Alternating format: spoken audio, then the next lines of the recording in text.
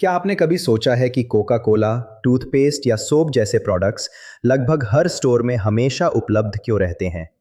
ऐसा इसलिए संभव है क्योंकि कई companies continuous flow supply chain का उपयोग करती हैं। कंटिन्यूअस फ्लो सप्लाई चेन एक ऐसी स्ट्रैटेजी है जिसमें प्रोडक्ट्स लगातार और नियमित रूप से बनाए और सप्लाई किए जाते हैं, क्योंकि उनकी डिमांड काफ़ी स्थिर और अनुमान लगाने योग्य होती है। सीधी भाषा में कहें तो प्रोडक्शन और सप्लाई बिना रुके लगातार चलती रहती है। इस स्ट्रैटेजी में कंपनीज हिस्टोरिकल सेल्स डेटा और डिमांड पैटर्न्स का अध्ययन करती हैं, क्योंकि उन्हें पता होता है कि प्रोडक्ट की डिमांड में बहुत ज़्यादा उतार चढ़ाव नहीं आएगा। इसलिए वे लगातार प्रोडक्शन करती रहती हैं। रॉ मटेरियल्स नियमित रूप से आते रहते हैं। फैक्ट्रीज लगातार काम करती हैं। फिनिश्ड प्रोडक्ट्स वेयरहाउसेज और डिस्ट्रीब्यूशन सेंटर्स में भेजे जाते हैं और फिर रिटेल स्टोर्स तक पहुंचाए जाते हैं।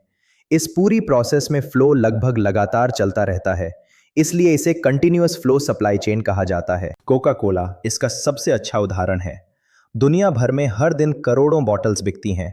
डिमांड काफ़ी स्थिर रहती है, इसलिए कोका कोला लगातार प्रोडक्शन करती है और प्रोडक्ट्स को स्टोर्स तक पहुंचाती रहती है। एक और उदाहरण प्रॉक्टर और गैम्बल का है, जो टाइड डिटर्जेंट, शैम्पू और हाउस होल्ड प्रोडक्ट्स बनाती है।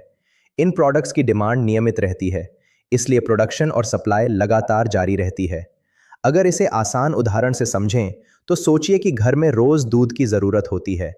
क्योंकि ये ज़रूरत लगभग हर दिन रहती है, इसलिए आप हर सुबह नियमित रूप से दूध मंगवाते हैं।